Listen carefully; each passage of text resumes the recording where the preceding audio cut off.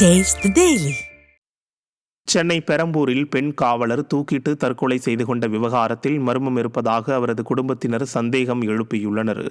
விழுப்புரம் மாவட்டம் பெரும்பாக்கம் கிராமத்தைச் சேர்ந்த சுமதி என்பவர் சென்னை புளியந்தோப்பு பகுதியில் போக்குவரத்து காவலராக பணிபுரிந்து வந்துள்ளார்.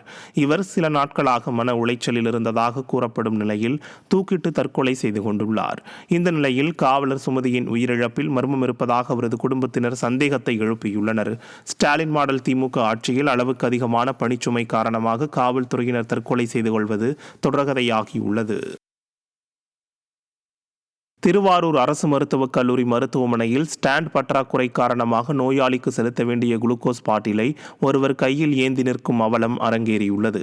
இம்மருத்துவமனைக்கு வந்த மணக்கால் ஐயம்பேட்டையைச் சேர்ந்த கலைராணி என்பவருக்கு குளுக்கோஸ் செலுத்த மருத்துவர்கள் அறிவுறுத்தியுள்ளனர். இந்த நிலையில் குளுக்கோஸ் பாட்டிலை பொருத்தும் ஸ்டாண்ட் இல்லாததால் நோயாளியுடன் வந்த ஒருவர் குளுக்கோஸ் பாட்டிலை தாங்கி பிடிக்கும் நிலை ஏற்பட்டது. சுய விளம்பர மோகத்தில் வலம் வரும் அமைச்சர் மா சுப்பிரமணியன் அரசு மருத்துவமனைகளை சற்றும் கண்டுகொள்வதில்லை என மக்கள் கடுமையாக சாடியுள்ளனர்.